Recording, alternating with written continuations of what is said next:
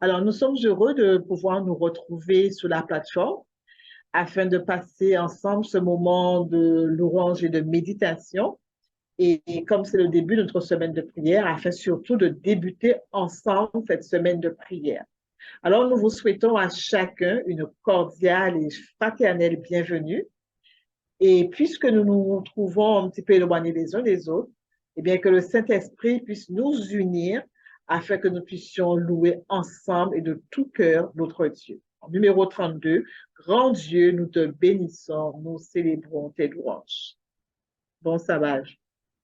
Grand Dieu, nous te bénissons, nous célébrons tes louanges, éternel, nous t'exaltons, de concert avec les anges, et prosternés devant toi, nous t'adorons, ô grand roi, et prosternés devant toi, nous t'adorons, ô grand roi. Saint, Saint, Saint est l'Éternel, le Seigneur Dieu des armées. Son pouvoir est immortel, ses œuvres partout semées font éclater sa grandeur, sa majesté, sa splendeur, font éclater sa grandeur, sa majesté, sa splendeur. Sauve ton peuple, Seigneur, et bénis ton héritage, que ta gloire et ta splendeur soient à jamais son partage. Conduis-le par ton amour jusqu'au céleste séjour. Conduis-le par ton amour jusqu'au céleste séjour.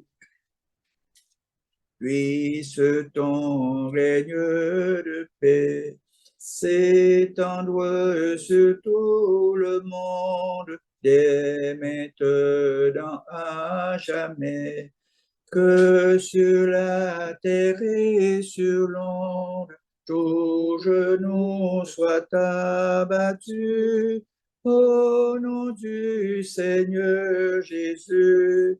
Tout genou soit abattu au nom du Seigneur Jésus.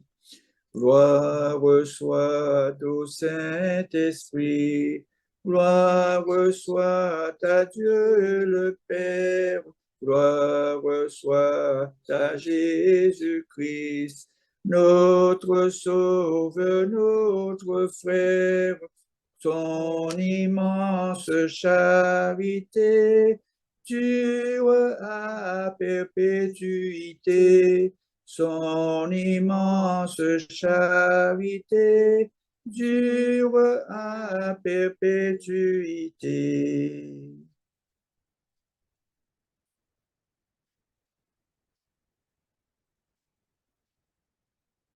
Notre Père, notre Dieu, nous te rendons grâce du privilège que nous avons de t'adorer en ce jour de repos, en ce jour de sabbat. Nous te rendons grâce, Seigneur, pour le souffle de vie que tu nous conserves. Et nous te rendons grâce pour toutes les personnes qui sont à tes pieds en ce midi, connectées sur ce Zoom, mais particulièrement, Seigneur, nous te rendons grâce pour ceux qui ne le peuvent pas et qui, malgré toutes ces difficultés qu'elles rencontrent, qu'elles cherchent à se connecter ailleurs, qu'elles cherchent à participer ailleurs, qu'elles s'organisent chez elles pour te louer, te glorifier ton nom et pour étudier ta parole. Que tu nous pardonnes pour toutes les erreurs que nous avons commises certainement, que tu nous pardonnes de nos péchés, que tu nous pardonnes de nos manquements, que tu nous pardonnes de notre baisse de foi, que tu nous pardonnes de nos inquiétudes, Seigneur, et que tu permets que, remplis du Saint-Esprit, nous te laissions agir en nous, afin que nous soyons transformés, que notre foi en toi grandisse et que nous puissions vivre en connexion ininterrompue avec toi, que nous puissions garder les regards fixés sur toi, que nous puissions entendre, distinguer ce que tu nous demandes de faire et que nous puissions faire ta volonté. Seigneur, nous te présentons nos petits-enfants, nos jeunes, nos adolescents, nos foyers, toutes les familles de l'Église, afin, Seigneur, que ton regard favorable se jette sur chacun et qu'on ait l'assurance que nous ne sommes pas seuls, jamais seuls, et que tu es à nos côtés. Alors, Seigneur, te demandons de nous fortifier et de permettre que nos yeux s'ouvrent, que nos regards se fixent sur toi, afin que nous puissions nous réveiller, que nous puissions réformer nos voies et que nous puissions être prêts, engagés pour la mission. Nous te présentons ton serviteur, qu'il soit rempli de ton Saint-Esprit, Seigneur, afin qu'il partage avec nous ce que tu lui as demandé de partager et qui est destiné à notre Église tout particulièrement parce que nous avons des besoins particuliers, Seigneur. Alors, inspire-le, qu'il soit rempli de ton Saint-Esprit et donne-lui la force, le courage afin de réussir la mission que tu lui as confiée. Accorde-nous, Seigneur, d'être attentifs, accorde-nous de prendre du plaisir à t'écouter nous parler, du plaisir à glorifier ton nom, du plaisir à te laisser nous diriger et du plaisir, Seigneur, à obéir à ta voix. Fais grandir en nous la foi et nous te prions pour ceux qui sont malades, ceux qui sont hospitalisés, ceux qui souffrent de la perte de personnes chères. Toutes ces personnes, Seigneur, nous te les confions. Fortifie chacun et que ta paix nous conduise, règne dans nos cœurs. Nous t'avons prié au nom de ton Fils Jésus et pour ta gloire. Amen.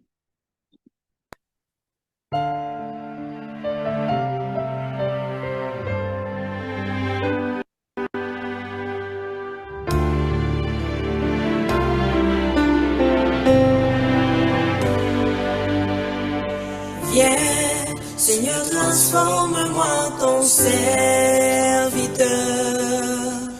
Viens, renouvelle chacune de mes pensées. Viens, pardonne mes erreurs. Viens, et guéris mes douleurs. Viens, enlève mes peurs pour t'adorer, te louer, Seigneur. Seigneur, transforme-moi, c'est mon désir. Donne-moi un cœur nouveau qui garde des trésors dans le ciel. Dieu, transforme-moi,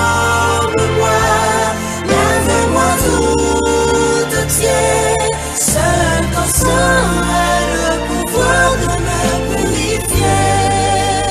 Transforme-moi.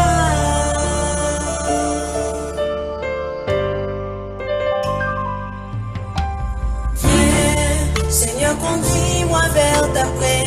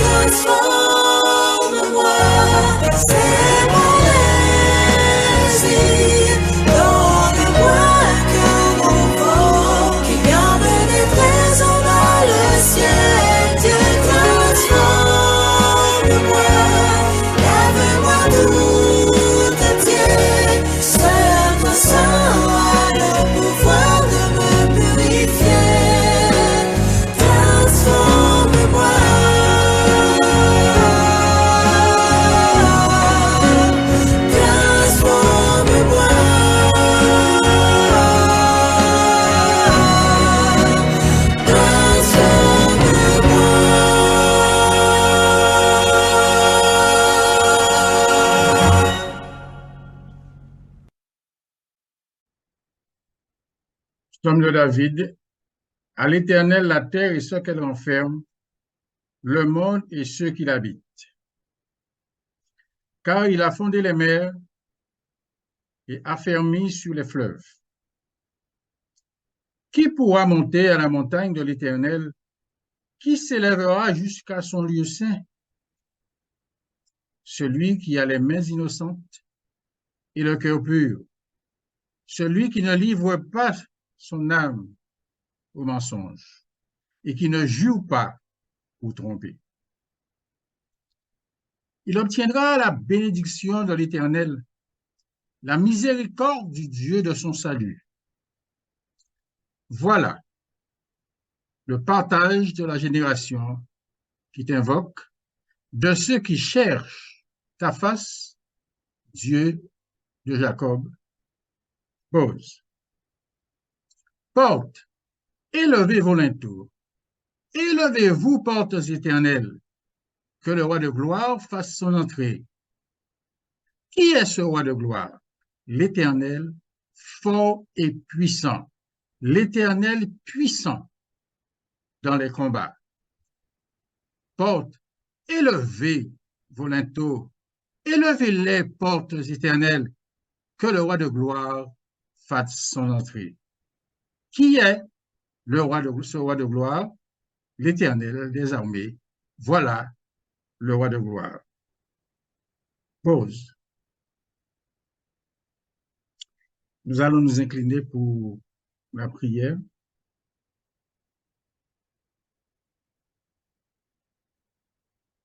Éternel, notre Dieu, notre Père et notre Créateur, nous reconnaissons ta souveraineté dans l'acte de la création. Tu es le Créateur de toutes choses. Tu as fondé, tu as affermi. Mais tu nous invites ce matin, Seigneur, à avoir les mains innocentes, à être véridique et à ne pas tromper.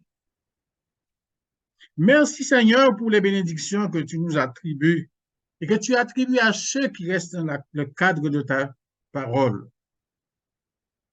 Mais aussi, Seigneur, nous te louons pour ta bonté à l'attention de ceux qui ne sont pas dans cette mouvance, car tu fais lever ton soleil sur les bons et sur les méchants.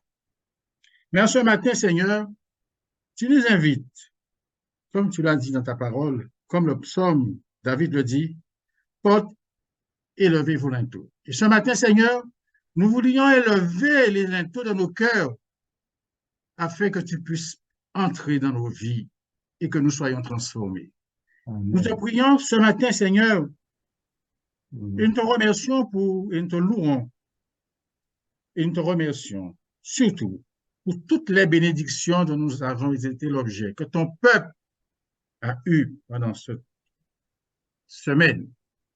Plusieurs ont eu des bénédictions précises, et nous te louons, nous te bénissons, et nous te demandons, Seigneur, de leur permettre d'ouvrir les linteaux de leur cœur, afin qu'ils puissent manifester leur reconnaissance. Et nous te louons pour ta grande bonté, ta miséricorde, ta mansuétude à l'attention de ton peuple. Bénis, Seigneur, le programme que nous allons avoir. Bénis particulièrement le pasteur, et qu'ainsi nos cœurs soient ouverts, les linteaux de nos portes soient élevés, et que nous puissions être transformés par ta parole, parce que ta parole est la vérité, elle est puissante. Donne à cette parole de trouver place dans nos cœurs et galvanise-la dans nos vies afin que nous soyons des hommes et des femmes véridiques. Et ainsi que nous puissions, Seigneur, partir dans la mission que tu nous as confiée. Que ta grâce nous accompagne, que ta bénédiction soit avec chacun d'entre nous. Nous t'avons prié au nom de Jésus et pour ta gloire. Amen. Amen. Amen. Amen. Amen. Eh bien, nous voici arrivés au moment qui est pour nous un moment privilégié. Alors, vous imaginez que nous sommes sur cette plateforme, mais chaque lieu qui s'est connecté, que vous soyez dans votre maison, que vous soyez en nature, puisqu'on peut se connecter aussi en nature. Moi, j'ai mis une belle nature derrière moi. Vous voyez un peu les feuillages qui sont derrière. Il y a ceux qui sont dans leur voiture, quel que soit l'endroit où nous sommes connectés. Vous imaginez, c'est un lieu d'adoration aujourd'hui. Dieu est présent et nous manifestons le nom de notre Dieu parce que Dieu descend vers nous. Et le sabbat, c'est un jour grandiose parce que c'est un jour qui nous rapproche encore beaucoup plus près du ciel parce que, comme nous l'avons lu à travers la lecture du psaume, eh bien, nous pouvons ouvrir non seulement nos cœurs, mais nous pouvons permettre à nos familles de pouvoir bénéficier de ce moment avec notre Dieu. Alors, comme nous vous l'avons annoncé, vous le savez, nous commençons une nouvelle semaine de prière. C'est vrai que les semaines de prière sont toujours des moments intenses, des moments particuliers, mais nous voulons, même si nous n'avons pas la capacité de nous retrouver tous les jours ensemble, puisque nous l'avons annoncé, nous serons sous le Zoom certains jours de la semaine, mais les autres jours, nous vous invitons à voir à la lecture du document, de passer un moment en prière dans votre famille, de pouvoir passer un moment de partage, de chanter. Je vous ai mis dans le chat le lien pour télécharger ou encore pour avoir le chantème que nous avons eu tout à l'heure, « Seigneur, transforme-moi ». Et pour que ces moments-là soient des moments vraiment, des moments de rapprochement avec notre Dieu. Nous avons besoin vraiment de nous rapprocher de notre Dieu. Alors, nous envisageons le service de Sainte Sabbat, si Dieu le veut, si toutes les conditions sont remplies et que le Seigneur nous permette de l'avoir, eh bien, ce sera vraiment un moment à la gloire de notre Dieu. Oui, vas-y pour le moment des enfants et ensuite, après quoi, je prendrai le relais. Bonjour les petits et les grands. Nous sommes heureux de vous présenter notre méditation d'aujourd'hui qui a pour titre Un don divin pour chacun. Matthieu 21, verset 22. dit ceci. Tout ce que vous demanderez avec foi par la prière, vous le recevrez. La prière est essentielle à la vie. Qu'est-ce que la prière? Demandez à Dieu. Parler à Dieu. Oui, et certaines personnes disent même que c'est l'arme du chrétien. Écoutez cette histoire.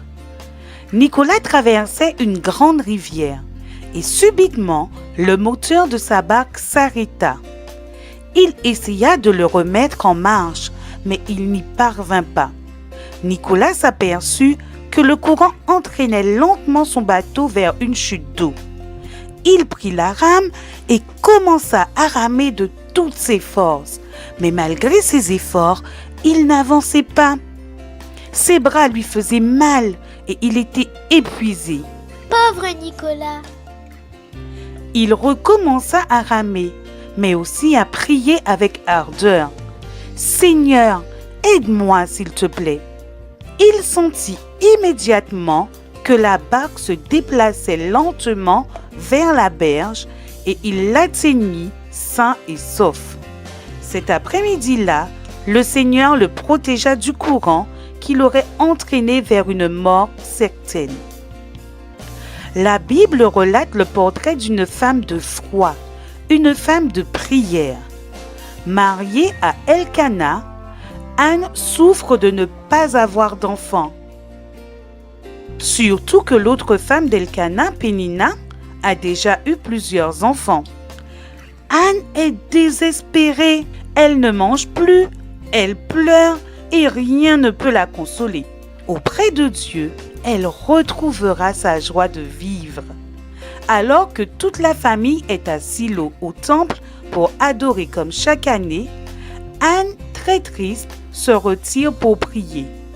En larmes, elle supplie Dieu de l'aider. Elle sanglote et remue les lèvres en priant de tout son cœur. Le prêtre Élie pense qu'elle est ivre. Mais lorsqu'elle explique au prêtre qu'elle est en train de parler à Dieu, il lui dit: Que le Seigneur t'accorde ce que tu lui as demandé.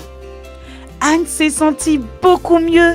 Son visage changea, elle devint radieuse.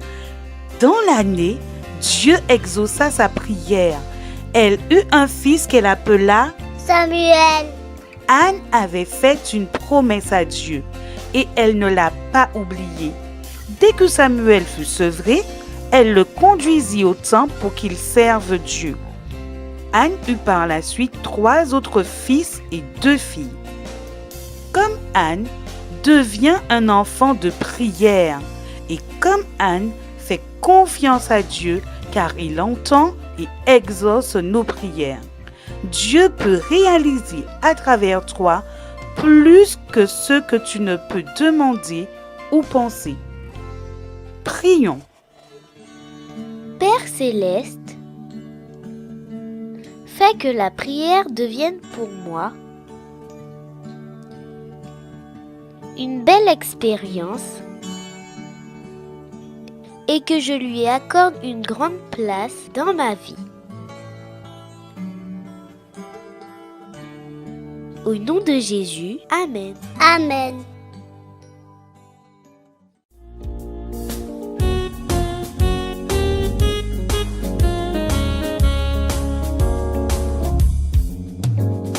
Si je sais chanter, danser, dessiner ou réciter, c'est que tu donnes des talents à chacun de tes enfants pour refléter tous les jours ta bonté et ton amour. Je te donne mes 2 mains pour mieux aimer mon prochain. Je te donne aussi mes pieds pour te suivre, mon berger. Et je te donne tout mon cœur pour qu'il passe en ton honneur.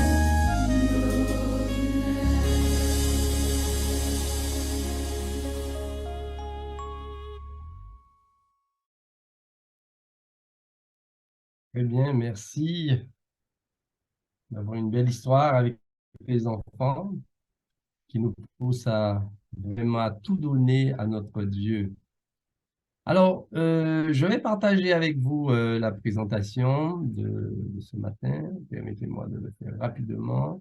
Voilà, donc nous allons parler être son témoin. Alors, vous comprenez très bien que nous gardons la même thématique. Ce matin, nous étions avec Jonas et pendant cette semaine de prière, le premier sujet, vous savez, c'est une semaine de prière à l'échelle mondiale. Les sujets sont présentés par l'Église au niveau mondial. Et le premier sujet, généralement, c'est le président de la conférence générale qui nous le présente, qui nous le prépare. Et partout dans le monde, eh bien, c'est ce sujet-là qui est présenté.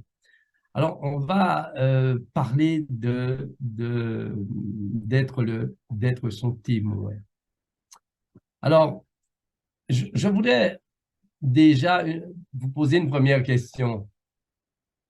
Comment dit-on qu'on est un témoin? Alors, vous avez la parole, hein, nous allons partager, hein, nous n'allons pas, c'est pas une prédication, mais c'est plutôt un partage. Alors, vous avez votre micro rapidement, ne soyez pas, soyez court, précis. Alors, quand dit-on qu'on est un témoin?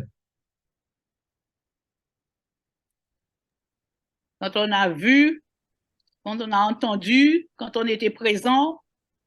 D'accord, quand on a vu. Oui, très bien.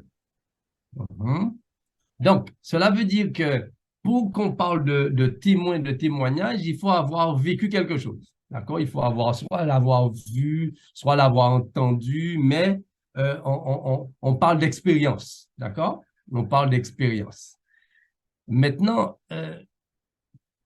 voici 2 questions que je voudrais que nous puissions tout de suite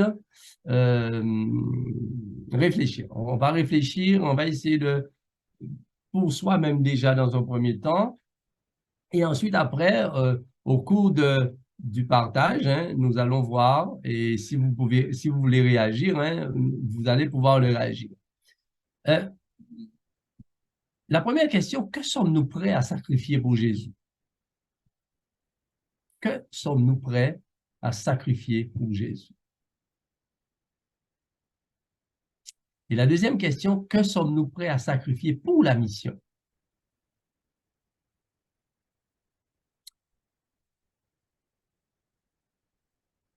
Alors, quand on parle de sacrifier, on parle de sacrifice. Alors, est-ce que quelqu'un pourrait me dire, dans la Bible, où parle-t-on de sacrifice?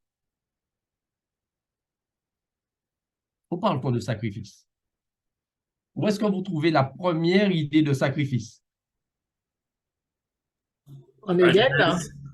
En Éden, en Éden. Vous vous rappelez ce qui s'est passé en Éden?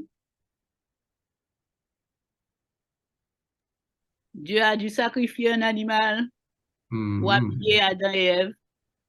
Après le péché, donc, ils avaient pris des feuilles de figuier pour pouvoir se couvrir de leur nudité, puisqu'ils ont découvert qu'ils étaient nus.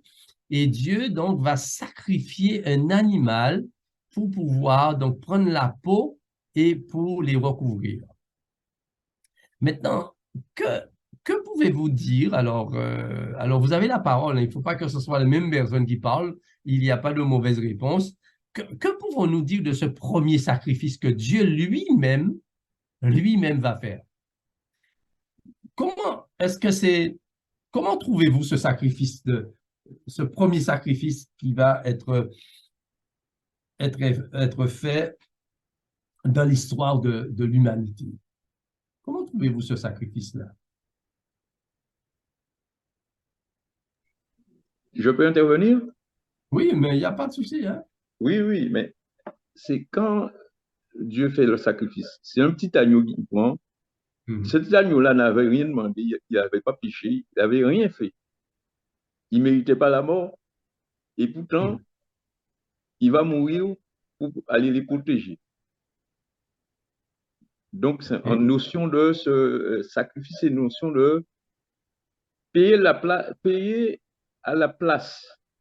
Dans ce sens-là, hein, je vois. Il paye le péché de l'autre, voilà. Et dites-moi, est-ce que cet animal que Dieu va tuer n'avait pas de valeur? Moi, je fais Il avait de valeur. Il avait valeur pour Dieu parce que toute créature de Dieu, Dieu aime toutes ses créatures, que ce soit animaux, toutes ses créatures. Alors, la deuxième question, est-ce que l'homme avait plus de valeur donc que cet animal ou cet agneau que Dieu va tuer?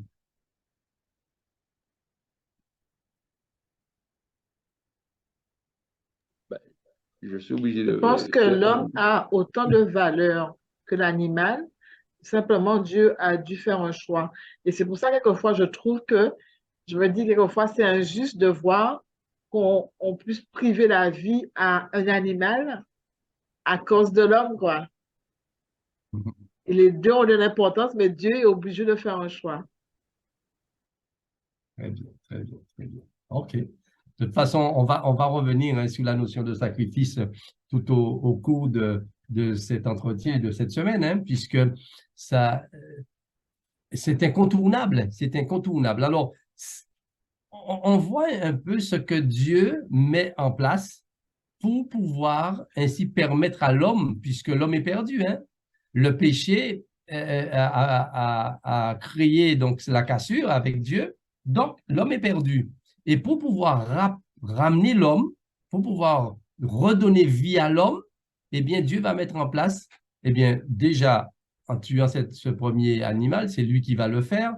Mais ensuite, après, nous connaissons un petit peu tout le rituel que Dieu va mettre en place pour pouvoir permettre à l'homme de retrouver, je dirais, cette connexion avec lui, et pas à travers l'animal, l'homme était donc pardonné, l'homme recevait le pardon et ensuite l'homme pouvait continuer à partager avec le Seigneur.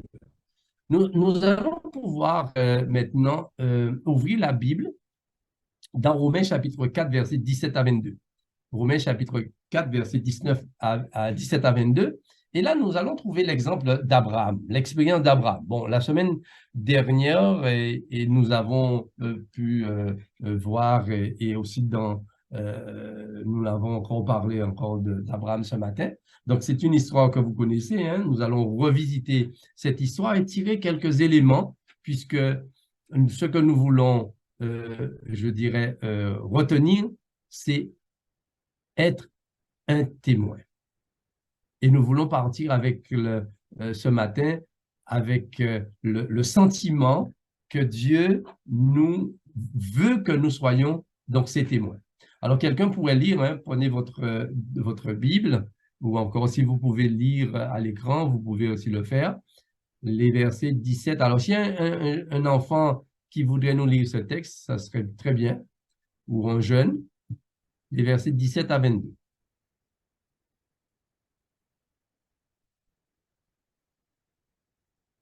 Je t'ai établi père d'un grand nombre de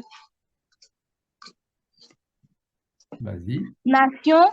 Il est notre Père devant celui auquel il a cru, Dieu qui donne la vie aux morts et qui appelle les choses qui ne sont point comme si elles étaient.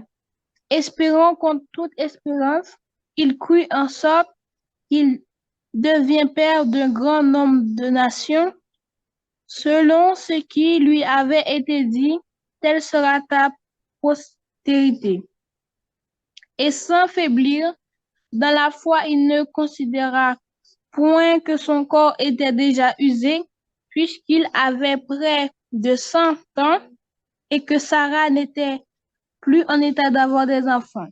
Il ne douta point par incrédulité au sujet de la promesse de Dieu, mais il fut fortifié par la foi, donnant gloire à Dieu, et avant la pleine conviction, ce qu'il promet, il peut aussi l'accomplir. C'est pourquoi cela lui fit imputer à justice. Merci beaucoup, merci beaucoup. Alors ici, il est question donc d'Abraham, dont Dieu avait fait la promesse, hein, qu'il aura de lui va sortir une nation, et lui, il n'a pas, je dirais, manifesté d'incrédulité, mais au contraire, il a cru à la promesse de Dieu, de lui allait sortir donc une postérité. Mais nous connaissons aussi l'histoire et on va juste maintenant revisiter l'histoire de cet homme, Abraham. Mais rappelez-vous les deux questions que nous avons posées au début. Rappelez-vous ces deux questions. Que sommes-nous prêts à sacrifier pour Jésus? Et deuxième, que sommes-nous prêts à sacrifier pour la mission? Alors,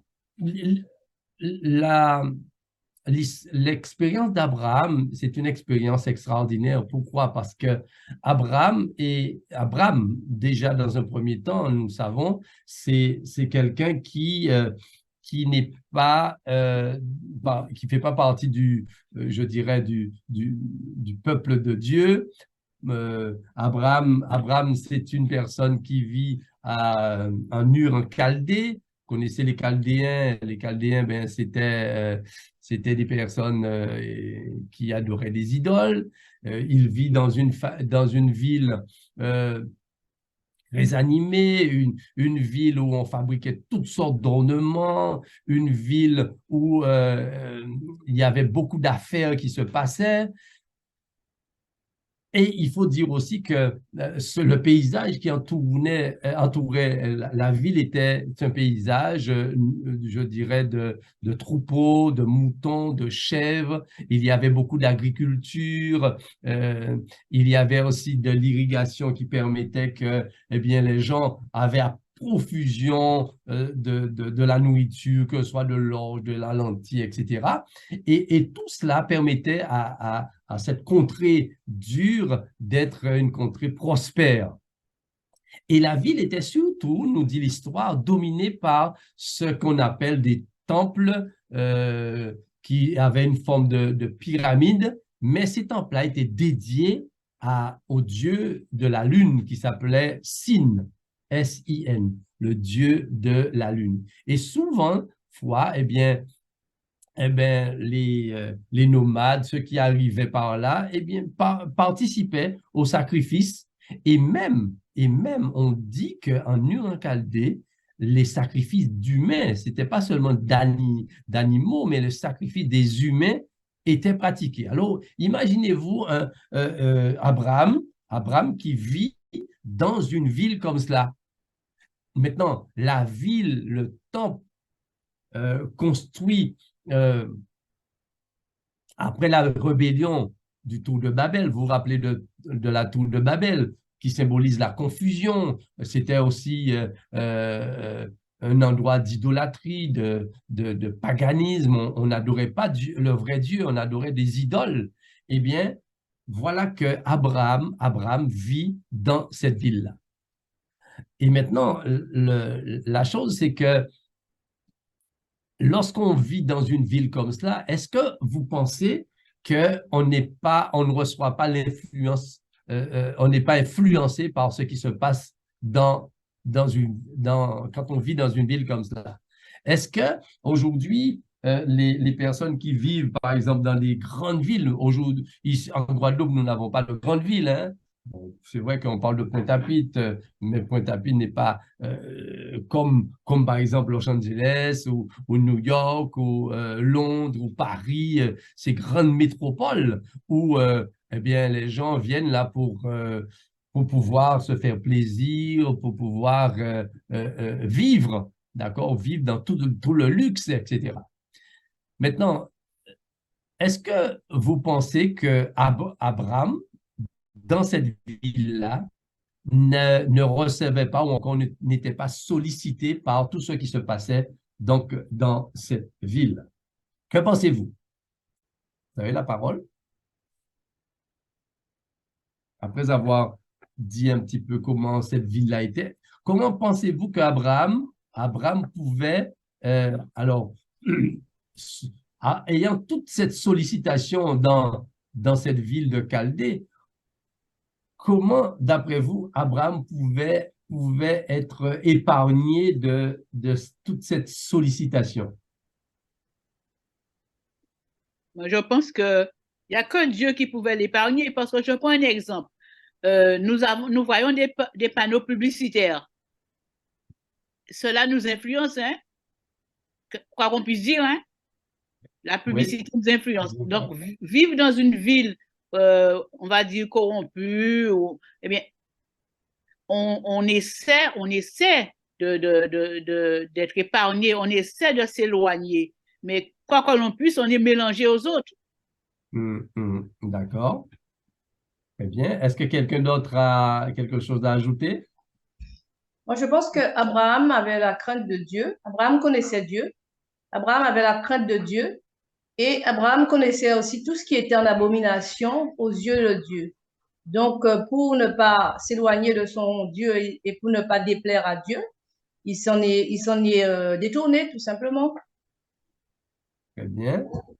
Je voulais aussi dire que c'est sa relation avec Dieu et c'est son engagement qui fait qu'il va décider et quand la Bible nous dit que notre Dieu va suppléer à notre faiblesse. Donc, lui, il va décider de rester fidèle et ce sera un combat qu'il va mener et c'est grâce à sa relation avec Dieu qu'il va pouvoir s'en sortir.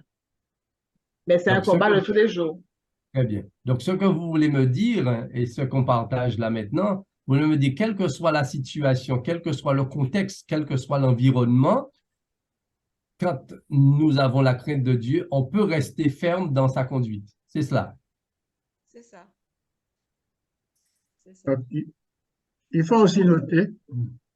Vas-y. Je pense qu'Abraham, il avait une telle relation avec Dieu, une telle proximité avec Dieu. C'était un homme qui était pétri de la présence de Dieu. c'est vrai qu'il n'avait pas la distraction télévisuelle que nous avons.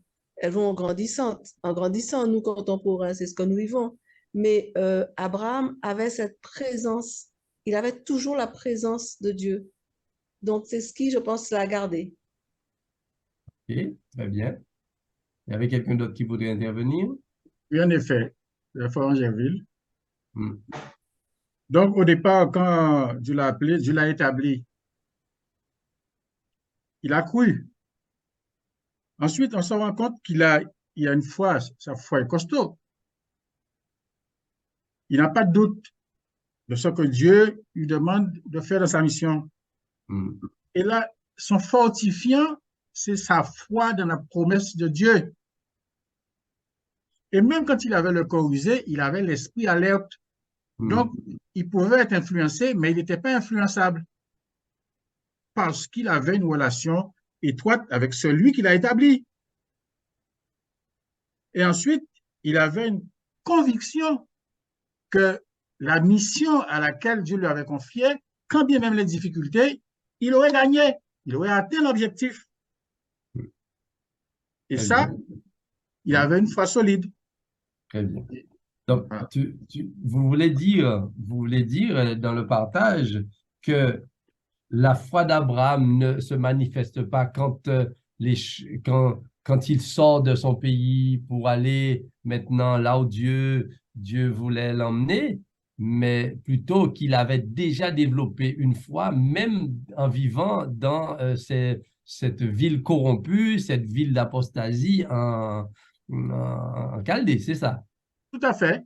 Et Dieu n'appelle pas n'importe qui. Lui, Dieu savait qui il était. Dieu connaissait sa trempe et son engagement. Et engagement pas forcément au moment où Dieu l'a appelé. C'est que Dieu avait reconnu en lui que c'était un homme capable, un homme qui pouvait compter sur lui, qui n'était pas influençable. C'est ça. Et c'est ce que Ellen White nous dit, hein, dans la diapo que je présente dans le livre Patriarches et Prophètes. Remarquez ce qu'elle dit. Sollicité de tous côtés par l'idolâtrie, Abraham, inébranlable, demeurait incorruptible au sein de l'apostasie générale. Même avant de quitter son pays, Abraham avait la foi en Dieu. Il y croyait. Il avait accepté Dieu dans sa vie et rien ne pouvait le détourner de Dieu. Et ça, c'est quelque chose d'extraordinaire. Oui, vas-y. Je peux rajouter, je dirais que Abraham est extraordinaire parce qu'il aimait les gens. Il avait une qualité en lui qui était vraiment au-delà de sa foi. Hein. Il aimait les gens. Et c'est ce qui m'a surpris dans le caractère de cet homme, de ce prophète, c'est qu'il aimait les gens. Oui, ça c'est vrai. Ça c'est vrai. Et vous savez, ce qui est peut-être pour l'homme difficile à comprendre, c'est que lorsque on a Dieu dans sa vie, Dieu met en nous des choses divines, c'est-à-dire un caractère divin. Et ce caractère divin, c'est un package.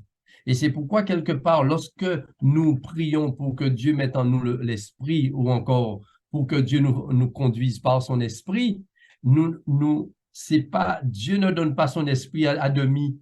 Lorsque Dieu nous conduit par son esprit, il met en nous toutes les dispositions. Et c'est pourquoi quand on parle du fruit de l'esprit, on voit que le fruit de l'esprit a plusieurs composantes. Mais c'est un fruit, c'est pas les fruits de l'esprit, mais c'est le fruit de l'esprit.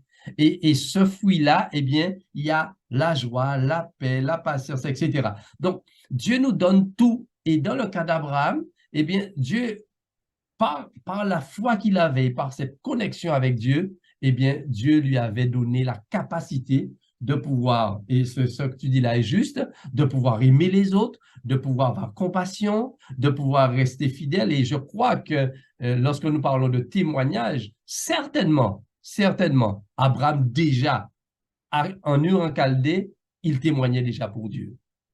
Il était déjà quelqu'un qui était investi, puisque si il a une foi inébranlable, si il ne se laisse pas corrompre, ça veut dire certainement, il s'est trouvé dans des positionnements où il était tenté par une corruption, tenté par une sollicitation, mais il reste, malgré ça, inébranlable. Je vais vous inviter maintenant nous allons prier et nous allons chanter la première strophe du 503. Première strophe du 503. Donc, je libère le partage d'écran, Jean-Pierre, pour que tu puisses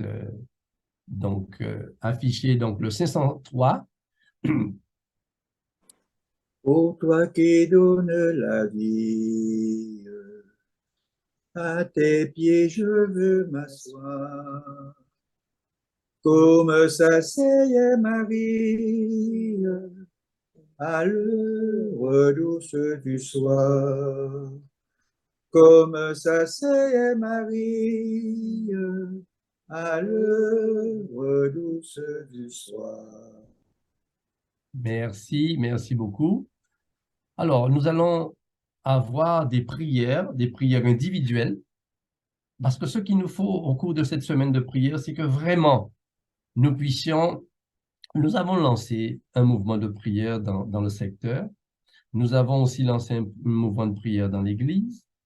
Nous croyons que nous sommes arrivés à un moment où vraiment, nous devons laisser à Dieu le soin de prendre le contrôle de nos pensées, de nos paroles, de nos actions, que vraiment que le Saint-Esprit soit au contrôle pour que nous puissions être les témoins de Dieu, que nous puissions, je dirais, être des personnes capables d'influencer positivement les autres en tournant leur regard, en tournant leur cœur vers Dieu.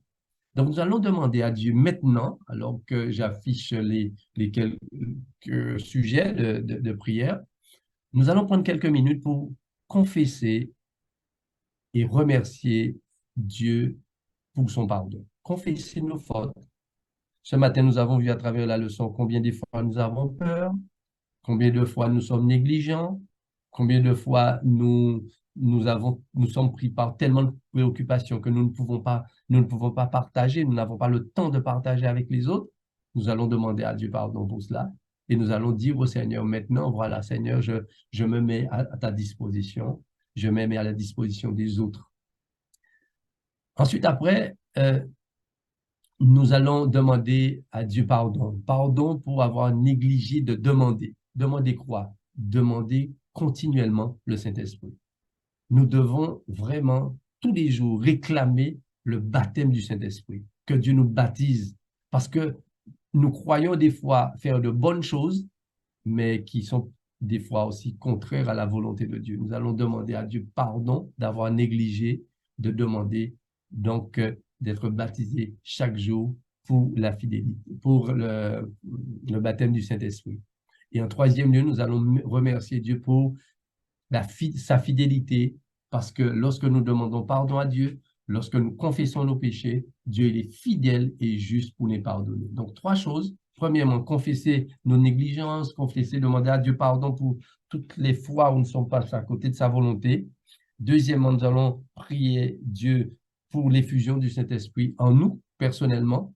Et en troisième lieu, nous allons remercier le Seigneur pour le pardon qu'il nous a déjà accordé, parce que lorsque nous lui demandons pardon, eh bien, Dieu, il nous pardonne parce qu'il est fidèle. Et ensuite, après quoi, je ferai une prière pour l'ensemble de ceux qui sont connectés. Prions individuellement.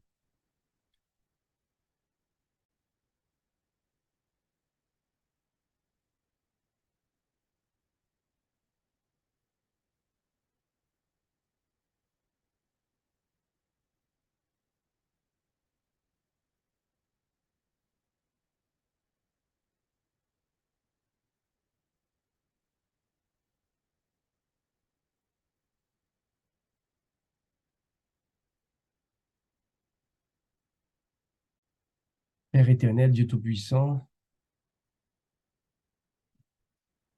je te loue, je t'exalte, car Seigneur, tu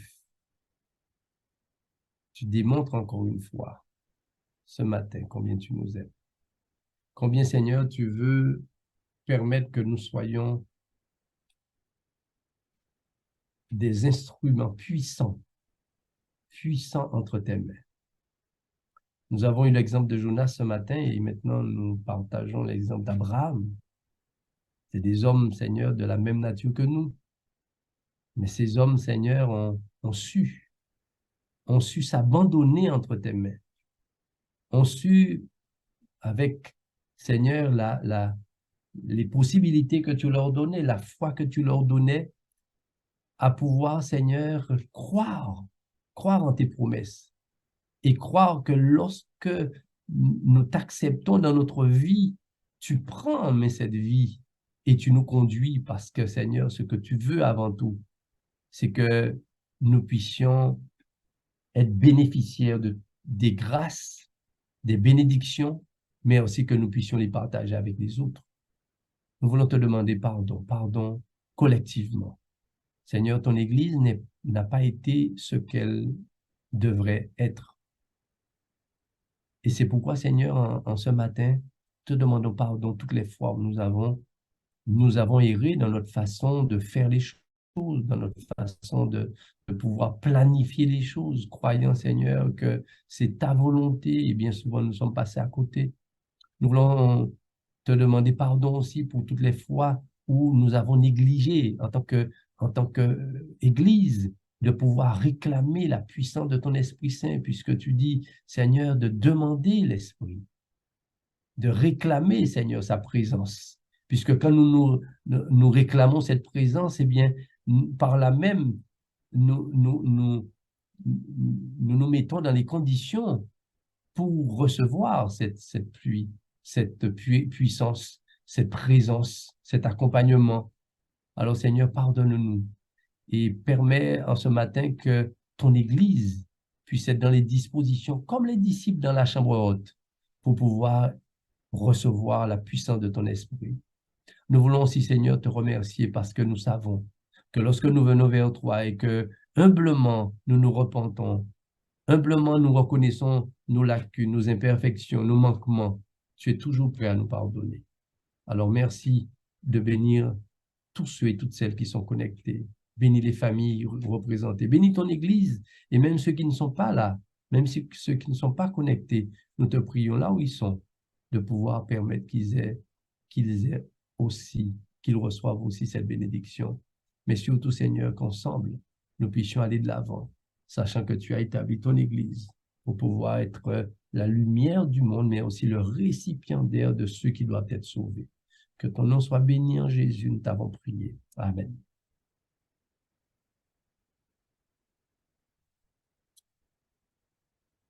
Amen. Alors, nous continuons avec cette question. Comment cela lui fut-il possible, étant donné que Térakh, son propre père, servait d'autres dieux? Comment Abraham put rester connecté avec Dieu?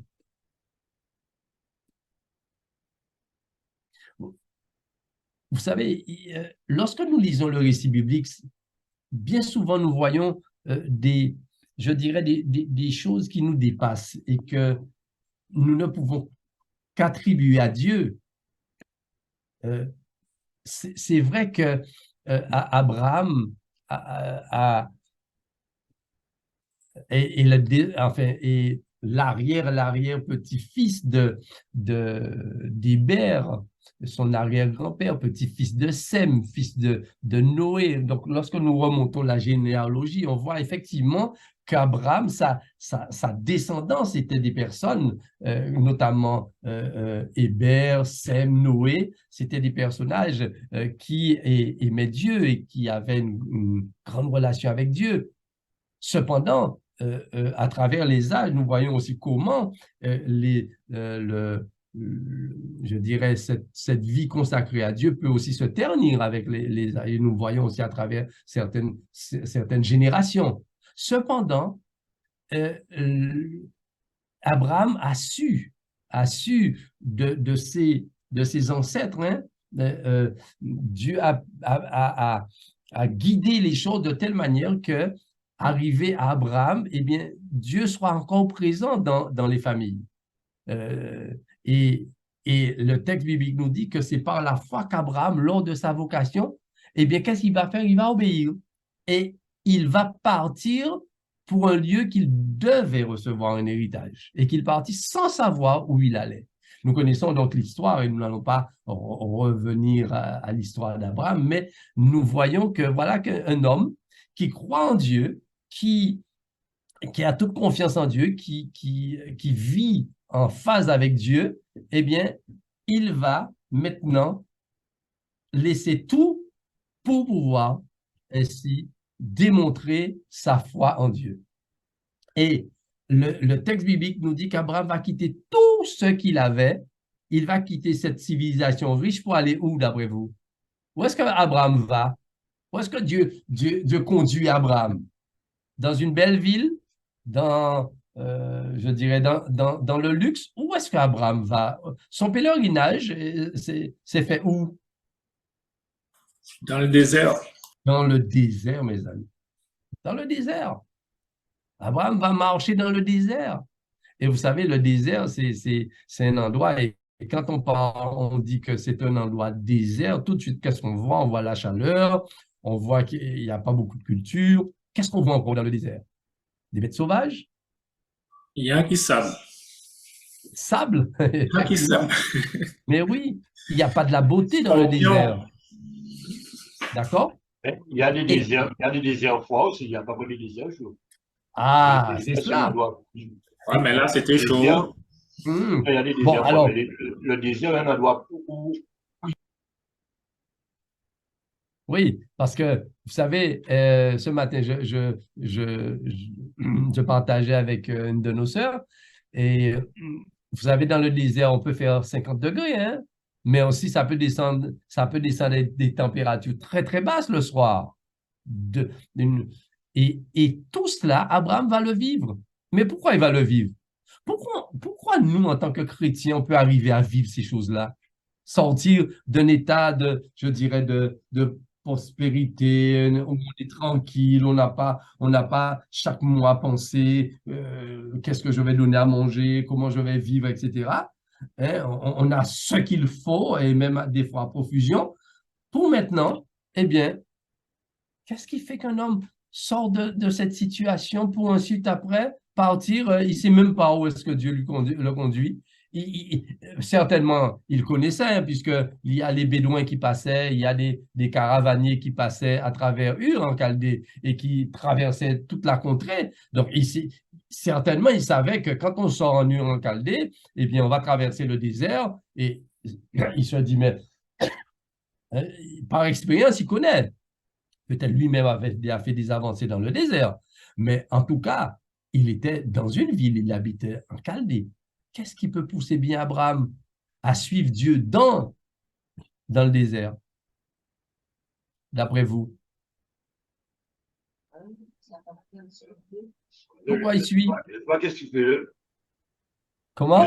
Je ne sais pas si c'est lui qui suit Dieu dans le désert, mais en tout cas, je sais que Dieu nous conduit dans le désert pour nous faire comprendre des leçons, parce qu'il y a toujours une leçon à apprendre dans le désert.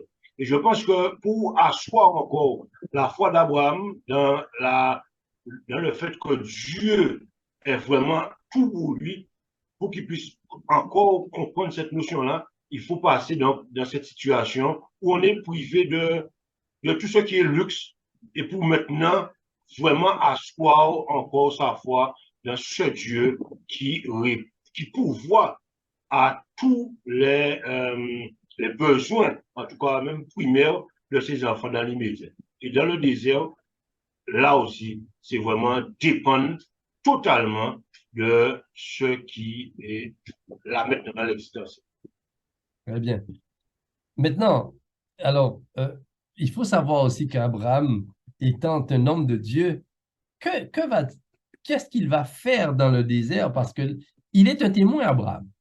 Il est un témoin, et il n'est pas seulement témoin à Ur, en Chaldée, mais il est un témoin aussi dans le désert. Et le texte nous dit que chaque fois qu'Abraham arrivait dans un lieu, qu'est-ce qu'il faisait d'après vous? Par rapport à sa foi, par rapport à son vécu avec Dieu. Il dressait un temple. Un hôtel. Il dressait un hôtel. Il dressait un hôtel. Il le laissait. Comment? Et comme c'était un homme d'hospitalité, pour rendre témoignage à Dieu, il laissait cet hôtel-là. Donc, ça nous montre quoi de la part d'Abraham? Il construit un hôtel, ensuite il continue et il laisse l'hôtel, et chaque fois qu'il arrivait dans un lieu, dans une localité, il faisait la même chose, il construisait un hôtel. Il y a quelqu'un qui a dit tout à l'heure qu'Abraham aimait les gens. Il aimait les gens. Abraham sait qu'il est un témoin de Dieu. Qu'est-ce que l'hôtel pouvait faire pour les gens qui allaient passer? On voit qu'il était conscient aussi de sa mission et le fait de laisser l'hôtel, c'était aussi une manière d'interpeller l'autre. Et en fait, quand l'autre est interpellé, il a envie aussi de savoir ce que c'est, de s'interroger. C'est comme ça qu'il apprend à connaître le Dieu d'Abraham et notre Dieu. Très bien, très bien. Et nous avons vu aussi ce matin dans l'exemple de Jonas. Quand Jonas dit « Jetez-moi dans l'eau », les hommes avaient peur de jeter Jonas parce qu'ils croyaient qu'en jetant Jonas, eh bien, ils allaient être maudits par Dieu. Mais qu'est-ce qui se passe en jetant Jonas? Jonas rend aussi témoignage, puisque quand Jonas est jeté, la mer se calme. Et les gens voient à ce moment-là vraiment qu'il y a un Dieu qui existe. Et c'est vrai que l'expérience est mauvaise par rapport à l'expérience d'Abraham, mais cependant, le salut est quand même là, puisque ces hommes-là vont se détourner de leurs idoles pour pouvoir adorer le vrai Dieu. Et ces hôtels-là aussi, c'était la même chose. C'était un témoignage que, eh bien, Dieu, c'était le Dieu vivant. Et les idoles n'avaient aucun pouvoir. Les idoles ne pouvaient rien faire. Et comme dit Ellen White dans le livre Patriarches et Prophètes, combien on se sont détournés de leur faux Dieu en voyant seulement ces autels dressés au Dieu vivant. Nous allons avoir un moment de prière. Maintenant, nous allons chanter la deuxième strophe du 503 et ce sera donc les prières d'intercession que nous allons faire monter vers Dieu. Alors, ces prières, nous allons pouvoir les faire en mini-salle. Je ne sais pas si, Jean-Pierre, tu peux les faire. Ce sera, et nous allons pouvoir ensuite, après, terminer par un moment de remerciement à Dieu. Alors, nous aurons deux sujets de prière. Demander à Dieu de nous accorder la sagesse pour les défis et les décisions actuelles. Il y en a beaucoup aujourd'hui. Nous savons que nous vivons le dernier temps de l'histoire du monde. Nous savons que Jésus est sur le point de revenir. Maintenant, est-ce que nous sommes, je dirais, nous sommes convaincus que nous avons un défi à relever parce qu'il y a aujourd'hui je dirais, des âmes. L'Église doit pouvoir impacter le monde avant que Jésus-Christ revienne. Donc, nous allons demander à Dieu de nous donner la sagesse, que ce que nous mettons en place, eh bien, soit vraiment en parfaite harmonie avec ce que Dieu voudrait que nous fassions. Et le deuxième sujet, demander à Dieu de bénir les missions de notre Église locale, régionale et mondiale. Nous allons aussi prier non seulement pour ce que nous mettons en place, ce que l'Église réalise localement à Margaillard, mais aussi en Guadeloupe et dans le monde entier. Donc, nous aurons donc ces deux sujets de prière maintenant. Tu supprimer le partage? Je vais mettre le chant. Excuse-moi, le 503, nous allons chanter donc la deuxième strophe. Mon être entier te réclame, je n'ai que faiblesse en moi. Viens te pencher sur mon âme, elle a tant besoin de toi. Viens te pencher sur mon âme, elle a tant besoin de toi.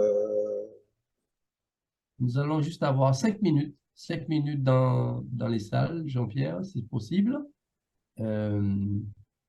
Et ensuite, après quoi, nous allons revenir pour Alors, demander. d'après ce que tu as mis, un moment de prière, c'est pas celle-là que tu as mis dans les salles, c'est la dernière. Donc, j'ai les personnes qui doivent prier pour ce sujet-là. Ah, d'accord. Oh, bien, ok. C'est la Excusez-moi. dernière qui est un moment dans les salles, dans les mini-salles. Ok. On y va. Voilà, donc la première personne, c'est l'ancien Cessando qui va prier. Alors, faisons des prières courtes, hein, juste pour ces deux sujets précis. D'accord? On y va? Seigneur Père éternel, nous voulons te remercier infiniment pour ton amour, Seigneur, consenti en notre égard. Seigneur Père éternel, nous comprenons aujourd'hui ton amour incommensurable. Et nous voulions, Seigneur, que tu puisses encore nous permettre d'avoir cette sagesse nécessaire. C'est pour cela que nous voulons être conduits par ton esprit, afin que nous puissions, Seigneur, vraiment être à même de mieux remplir les défis qui se présentent devant nous en cet instant. Ô Père éternel, que tu puisses prendre possession de notre être tout entier, car devant ces défis, Seigneur, parfois, certains jouent sur leur physique, qui ne peuvent pas. Certains jouent sur leur mentalité parce qu'ils ne peuvent pas faire cet effort. D'autres jouent sur d'autres éléments. Le Seigneur, à travers les défis qui se présentent devant nous, permet-nous, Seigneur, d'être toujours avec toi, dans cette relation étroite, afin que nous puissions, avec les moyens que tu nous donnes, que nous puissions, Seigneur, atteindre ces défis et que nous puissions, Seigneur, vraiment montrer que ton amour est répandu et que nous devrions également, par tous les moyens, répandre cet amour envers ceux qui nous entourent. Ô Père éternel, que tu puisses bénir nos foyers, mais que tu puisses également bénir, Seigneur, ton Église. Que tu puisses, à travers les défis qui se présentent devant nous, que tu puisses bénir, Seigneur, le territoire de la Guadeloupe, notre division également, mais également, Seigneur, l'œuvre dans le monde entier. Que tu puisses, à travers chaque homme, chaque humain, que nous puissions, Seigneur, vraiment nous mettre en relation avec toi, afin que tu puisses nous donner les éléments nécessaires pour faire en sorte que les hommes qui nous entourent puissent voir, Seigneur, ton amour se manifester et qu'ils puissent, Seigneur, prendre position pour toi. Bénis, Seigneur, les programmes, que ce soit sur le plan local, sur le plan fédéral, sur le plan de la division, sur le plan mondial, que chaque programme soit adapté et que les petits, que les jeunes, que les adultes, que les aînés puissent trouver, Seigneur, leur part dans cela et faire en sorte que ceux qui nous entourent puissent voir également ta lumière. Seigneur, que tu puisses bénir chacun et surtout de nous donner, Seigneur, les moyens pour faire avec toi, car nous avons cette assurance, tout comme Abraham, que nous puissions et que nous pouvons également trouver la victoire si nous mangeons de ton côté. Agis, Seigneur, pour nous. Bénis la population, bénis nos moyens faibles que ce soit, mais que ta force puisse prendre le dessus et que avec ta force, que nous puissions agir et réussir. Nous te prions au nom de Jésus. Amen. Amen. Amen. Père éternel, nous voulons te dire merci. Tu nous permets et tu nous donnes l'occasion, Seigneur, d'être réunis sur cette plateforme. Et en ce soir, je veux intercéder non seulement pour la mission de notre Église, mais aussi pour la mission régionale et la mission mondiale de ton Église, Père éternel. Permets, Seigneur, que les hommes et les femmes qui sont dans l'Église puissent avoir l'amour d'une âme, qu'ils puissent sentir, Seigneur, que nous avons besoin de partager. Tu reviens bientôt, nous avons besoin de partager cette espérance qui nous délivre de tout mal et de toute iniquité. Donne à cette fibre d'amour, de paix que nous devons partager à tous, Seigneur. Donne la force et le courage, Seigneur, d'être dans la mission des enfants engagés, des enfants aimant l'amour des frères et sœurs, des enfants qui veulent, qui a trouvé cette perle et qui veulent la partager aux autres. Bénis ton Église à travers le monde entier et que chacun, Seigneur, puisse prendre sa mission à cœur. C'est au nom de ton Fils Jésus qu'on t'a prié. Amen. Amen. Amen. Notre Père et notre Dieu, nous te louons et bénissons. Nous te demandons d'accorder la sagesse pour les défis et les décisions que ton peuple aura à prendre. Nous te prions de bénir les diverses missions de notre Église de Mort-Gaillard et les missions régionales et mondiales. Que ton Saint-Esprit les accompagne tous. Amen. Amen. Amen. Amen. Père éternel, je te remercie, Seigneur, car tu nous permets d'être vivants, d'être ensemble, Seigneur, cette matinée. Et je veux te remettre ton Église, Seigneur. Ton Église, aide-nous à être une Église active, une Église qui agit, Seigneur, dans le cœur de la ville, du pays et du monde entier, Seigneur. Nous avons des missions, nous aurons des choix à faire, Seigneur, pendant ces missions. Et aide-nous, Seigneur, à prendre les bons choix, que ce soit pour ton Église, mais aussi les bons choix de notre vie personnelle, Seigneur. Car nous devons être des témoins que tu es un Dieu d'amour, Seigneur, et que tu es un Dieu qui sauve et qui nous sauvera, Seigneur.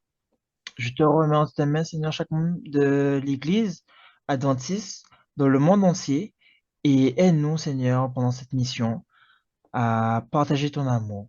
Au nom de Jésus, pour ta gloire, tous ces noms. Amen. Amen. Dieu Tout-Puissant, nous te disons merci pour la nuit passée en bien, Seigneur. Tu nous as permis d'être réunis sous le Zoom. Seigneur, accorde-nous la sagesse, le discernement pour les décisions et les défis actuels. Donne-moi le courage et la force pour pouvoir aller vers les autres et leur dire que tu les aimes et que tu as donné leur vie pour eux, Seigneur. Seigneur Dieu, je te demande de bénir les missions de notre Église locale, régionale et mondiale. Accorde-nous ton amour et ta grâce pour pouvoir aimer les autres comme tu nous aimes, Seigneur.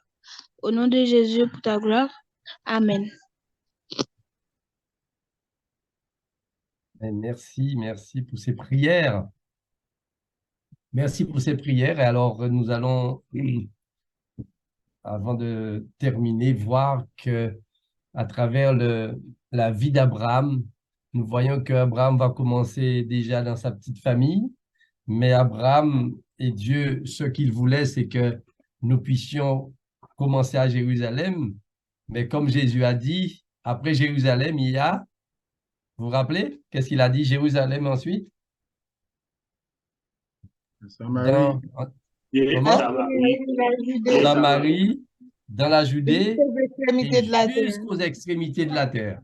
Est-ce que vous pensez que dans la vie d'Abraham, il a accompli ce que Dieu avait dit jusqu'aux extrémités de la terre? D'après vous? La preuve, nous sommes là. Donc, il a accompli sa mission. Effectivement. Mais vous voyez une chose, c'est qu'Abraham, il était tellement imbu de la personne de Dieu, c'est-à-dire rempli de cette présence de Dieu en lui, rempli de la sagesse divine, qu'Abraham, eh bien, il a fait des choses extraordinaires. Rappelez-vous de ce qui s'est passé avec Lot, son neveu, mais il était si avenant, si bienveillant, que finalement, eh bien, ça se répandait jusqu'au point où la sœur White nous dit que dans Patriarche et Prophète, page 114, l'adorateur de Jéhovah avait non seulement rendu un service au pays, mais il s'était montré un homme de valeur. On reconnut que la piété n'est pas synonyme de lâcheté et que sa religion ne l'empêchait pas d'être courageux dans la défense de droits et la protection des opprimés. Son geste héroïque le fit connaître de toutes les tribus d'alentour. Rappelez-vous, lorsque les rois ont été capturés, hein, les habitants, tout cela, eh bien, qu'est-ce qu'Abraham a fait? Pourtant, il était un homme de Dieu. Mais Abraham est parti pour pouvoir délivrer son neveu, Lot, et il a obtenu la victoire parce que Dieu était avec lui. Donc, quelque part, nous n'avons pas besoin d'avoir peur. La victoire est assurée. Il nous suffit simplement de pouvoir nous abandonner puisque de toute façon, il y a une chose, c'est que Dieu veut quelque part permettre à l'univers tout entier de reconnaître que ce n'est pas lui qui est l'auteur de tout ce qui arrive dans ce monde, mais c'est plutôt l'ennemi des âmes. Et lui, ce qu'il veut, c'est justement permettre à tout un chacun de pouvoir regagner ce qu'ils avaient perdu à cause du péché. Donc, nous allons avoir un deuxième moment d'intercession et de supplication. Et là, nous allons prier. Nous allons prier pour les besoins des uns et des autres, les besoins des membres, les besoins des familles de notre Église. Nous allons prier pour nos voisins. Nous allons étendre nos cordages et ne pas rester sur nous-mêmes, mais permettre à Dieu de nous utiliser comme des instruments pour ouvrir les portes du temple. Et quand je parle du temple, je ne parle pas seulement du temple bâtiment où nous nous réunissons, mais temple de nos maisons. Nos maisons deviennent des temples pour le Seigneur.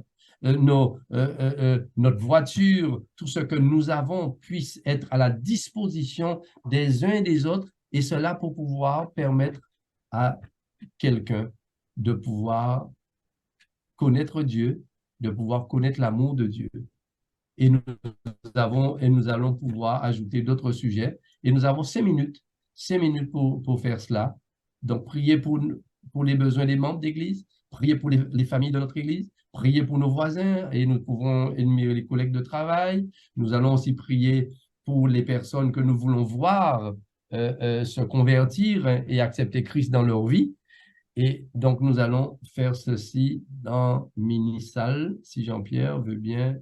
Alors, il y a au moins juste la dernière strophe du 503. Oui. On va arrêter le partage.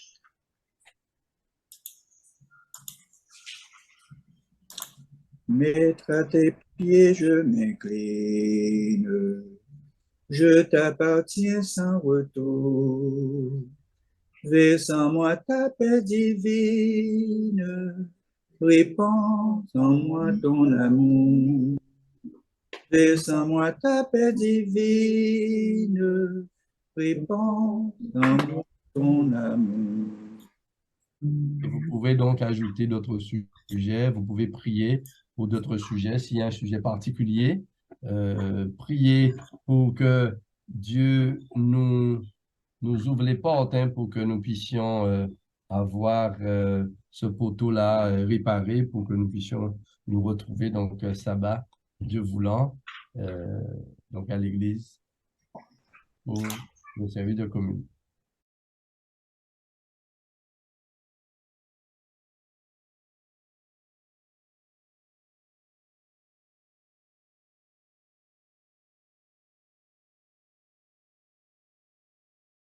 Très bien, nous remercions notre Dieu de ce qu'il nous a permis en ce matin de pouvoir considérer à travers l'expérience d'Abraham comment Dieu, il est soucieux du bien-être des êtres humains, de tous ceux qui habitent cette planète, parce que ils ont été créés à son image, et même quand le péché a terni cette image, mais Dieu continue.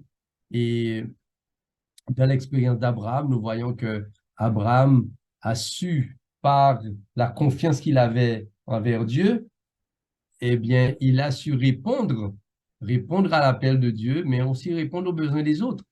Ellen White déclare dans le livre Patriarches et Prophètes à la page 133 et 134, Dieu se pourvoira lui-même d'un agneau lorsque la main du Père fut arrêtée au moment où il allait frapper Isaac, et où le bélier divinement préparé fut offert à sa place.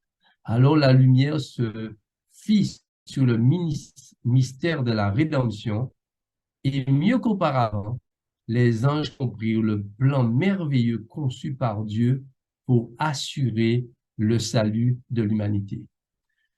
Nous avons posé 2 questions au début. Vous vous rappelez les 2 questions? Jusqu'où suis-je prêt à aller pour Jésus, comme sacrifice pour Christ?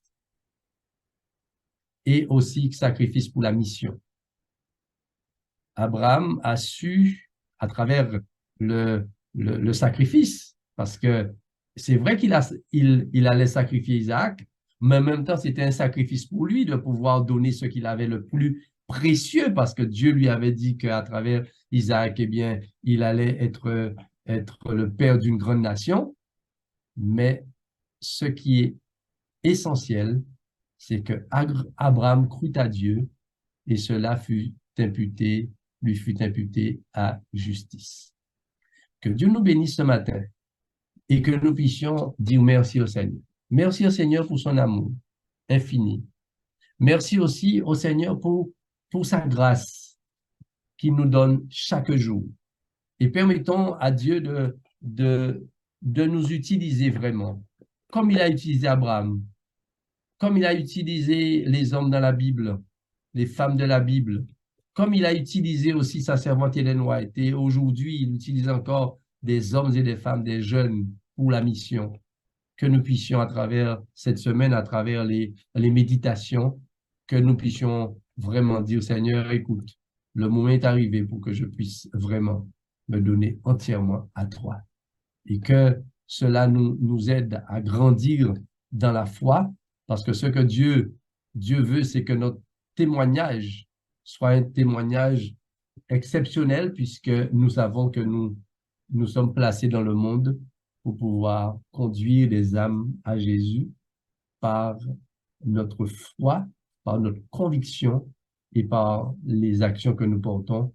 Mais tout cela doit être motivé par le Saint-Esprit. Que Dieu nous bénisse et que Dieu nous aide et que nous puissions continuer à œuvrer pour le Seigneur et que cette journée de sabbat, là où nous serons, que vraiment, eh bien, les autres puissent voir en nous Jésus-Christ. Voilà, donc nous allons terminer ce matin avec le chant numéro... Alors, nous avons chanté déjà le 106, alors nous allons prendre un autre cantique. Je vous invite à chanter le 24 en guise de remerciement à Dieu pour tout ce que Dieu a fait pour nous, la manière dont il conduit nos vies, et surtout que nous puissions, fort de ce que nous avons vu, que nous puissions vraiment nous mettre à la disposition de Dieu pour qu'il puisse nous utiliser. Le 24. Alléluia. D'accord. Alléluia, louange à Dieu. Chrétiens célébrons sans Dieu, son nom et sa puissance. Bénissons ce Dieu créateur, chantons son règne et sa grandeur, exaltons sa clémence. Alléluia, Fils éternel, Sauveur de l'homme criminel, reçois notre humble hommage, pénétré de ta charité, ton peuple par toi racheté, te bénis d'âge en âge. Alléluia, céleste esprit, de notre cœur humble et contrit, accepte la prière, qu'à toi seul, enfin consacré, il soit à jamais pénétré de ta vive lumière. Alléluia, Dieu trois fois saint, que ton auguste nom soit craint par tous ceux qui respirent. Règne sur ton peuple à jamais, et que tout l'univers en paix adore ton empire. Que Dieu soit loué, que Dieu soit exalté en ce matin pour ce moment qu'il nous a permis de passer ensemble, le partage. Et ce que nous demandons à Dieu, c'est que cette journée de sabbat, bien, nous la continuons en sa présence, en sa compagnie, la compagnie des frères et sœurs. Là, nous pouvons donc accueillir nos frères et sœurs. Alors, je vous invite maintenant à prier. Notre Père et notre Dieu, merci infiniment de ce que tu as mis à notre disposition, Seigneur, des moyens pour que nous puissions continuer à partager, continuer à édifier notre foi en toi et aussi, Seigneur, à aider nos frères et sœurs à pouvoir aussi garder leurs yeux fixés sur toi. Merci de tout ce qui s'est passé sur cette plateforme et continue, Seigneur, à permettre que ton Esprit Saint puisse mettre en nous toutes les dispositions qu'il faut pour que nous puissions, comme tes disciples à la Pentecôte, Seigneur, avoir cette hardiesse de pouvoir partager et de témoigner pour toi. Nous voulons, Seigneur, rester dans sa présence. Continue, Seigneur, à permettre que notre caractère s'édifie et que Jésus-Christ soit vu en nous et que le témoignage que nous donnons puisse être un témoignage puissant et qui tourne les yeux vers Christ. Tandis que nous allons nous séparer, nous te prions, Seigneur, de permettre que nous restions dans cette ambiance du sabbat, que nous puissions, Seigneur, partager ce que tu nous as donné avec les autres et que si nous devons, Seigneur, cet après-midi, contacter nos parents, nos voisins, les autres, que, Seigneur, ton Esprit Saint puisse permettre que leur cœur soit touché par l'impact positif qui se dégagera de chacun de nous. Merci infiniment de ta paix et ta grâce. Nous t'avons prié en Jésus et pour ta gloire. Amen.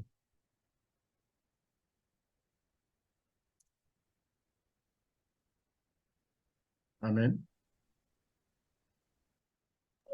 Amen. Amen. Amen. Amen et bon sabbat à tous et à toutes. Bon sabbat, Amen. bon sabbat. Bon sabbat à tous. Bon appétit. Merci. Et continuons à prier pour que Dieu permette que ce poteau-là soit réparé et que nous puissions donc être ensemble sabbat si Dieu veut.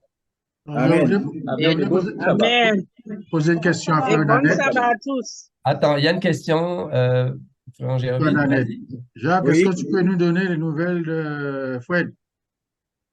Mais les dernières nouvelles que j'ai de Fred, il y a une amélioration, mais il n'est pas encore sorti de cette situation difficile. Sa sœur doit m'appeler plus tard parce qu'on ne peut pas lui rendre visite parce qu'il est en soins intensifs. Et quand elle m'appellera, je ne manquerai pas de partager la nouvelle avec vous. Seulement, je vous demande de prier beaucoup, de prier pour lui, parce que Fred est un témoignage, grand témoignage au sein de sa famille et au sein de l'établissement où il se trouve. Il croit en Dieu et il nous demande de prier aussi pour lui à tout moment quand nous allons le voir chaque semaine. Donc, pensez à lui dans notre liste de prières. Ok, merci. Merci pour les nouvelles. Merci pour les nouvelles. Allez.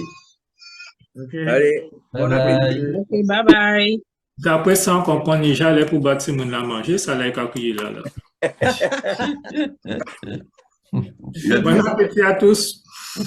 Merci à toi aussi. Merci Jean-Pierre. Merci Jean-Pierre pour toute cette technologie que tu mets à notre disposition. Ah oui, ah oui. Pas de problème. Jean-Pierre, on y raison si vous n'avez pas ni toi. D'accord. Ok. Bon, ben. Bye bye. Ciao.